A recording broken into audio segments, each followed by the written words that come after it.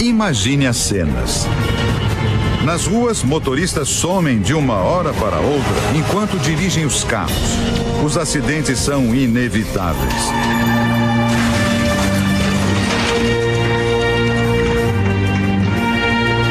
Aviões perdem os pilotos em pleno voo e grandes desastres acontecem.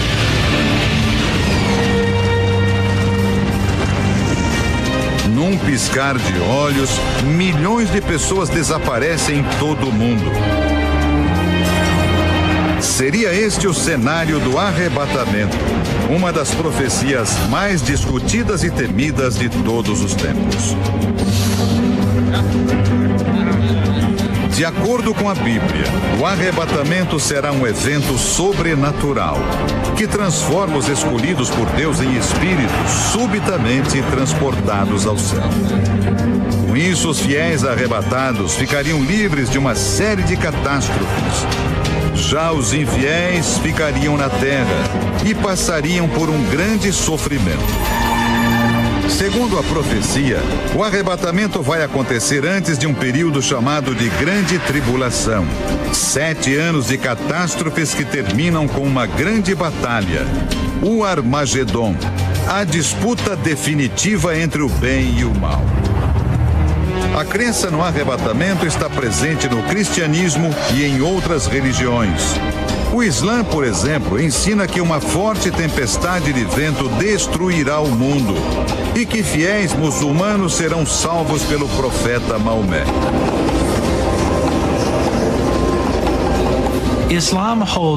Este professor de religião da Universidade de Pepperdine, na Califórnia, diz que quando se trata do fim dos tempos, cristãos e muçulmanos têm crenças semelhantes. Segundo ele, isso acontece porque o profeta Maomé se inspirou em textos da Bíblia.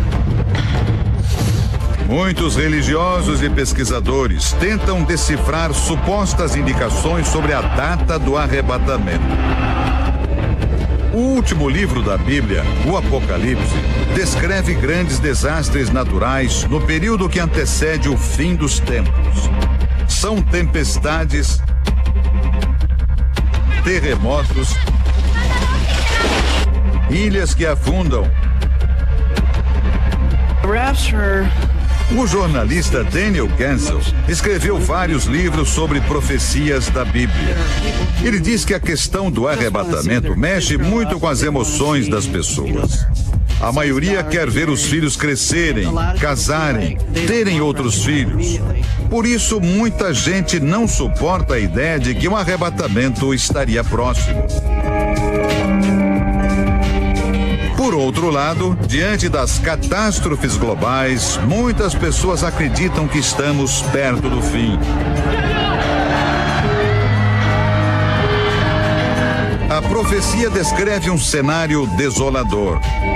Milhões de casas e empresas abandonadas. Tremores de terra, incêndios. 1/3 da água do planeta ficaria envenenada. Doenças se espalhariam pelo mundo e um calor insuportável dizimaria milhares de vidas. Tudo isso numa proporção ainda maior do que as catástrofes que temos acompanhado. O tsunami que ocorreu na Indonésia em dezembro de 2004 e deixou mais de 200 mil mortos. O furacão Katrina em 2005, que arrasou a cidade de Nova Orleans, nos Estados Unidos. Os terremotos no Haiti e no Chile no ano passado, com milhares de mortos e desabrigados. E no episódio mais recente, o tsunami no Japão.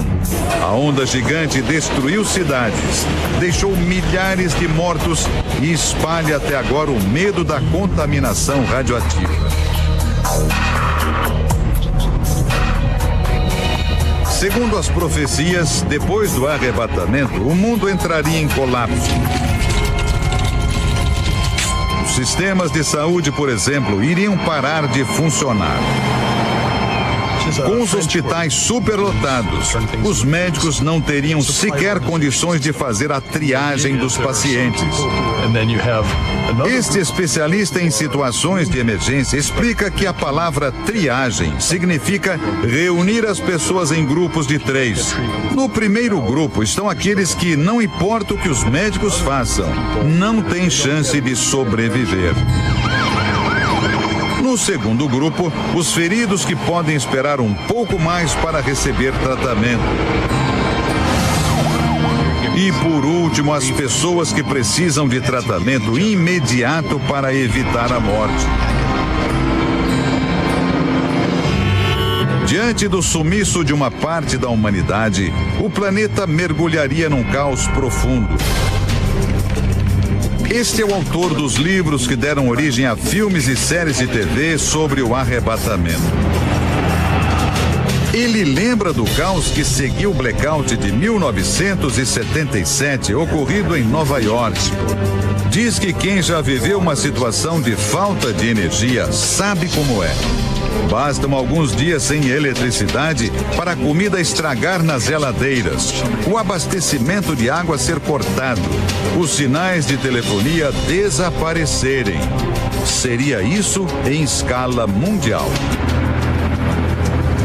O jornalista acredita que, durante a tribulação, muitas pessoas tentarão recorrer à Bíblia numa última tentativa de se reconciliar com Deus. Mas neste período seria muito difícil conseguir se salvar. O livro do Apocalipse descreve que a tribulação vai durar 7 anos. Depois disso, haverá a ascensão de um líder mundial carismático e, ao mesmo tempo, maligno. Um homem persuasivo e articulado que vai enganar a todos. É o chamado Anticristo. Para o documentarista Joel Rosenberg, o Anticristo poderia ser um comandante militar, um líder religioso ou um político. Alguém capaz de mobilizar multidões. De acordo com os textos bíblicos, a destruição orquestrada pelo Anticristo vai atingir o clímax pouco antes do retorno de Jesus. Este teólogo diz que este período de caos e decadência moral pode ser comparado ao que antecedeu o dilúvio de Noé. Ele lembra que a Bíblia descreve que dias antes do dilúvio, as pessoas comeram e beberam, casaram e descasaram, até que veio a água e levou tudo embora. Todos os incrédulos foram banidos da terra. Guerras, epidemias, fome e desastres naturais. Serão mesmo os eventos atuais indícios do fim dos tempos? Quem acredita na profecia diz que os sinais do arrebatamento já são visíveis.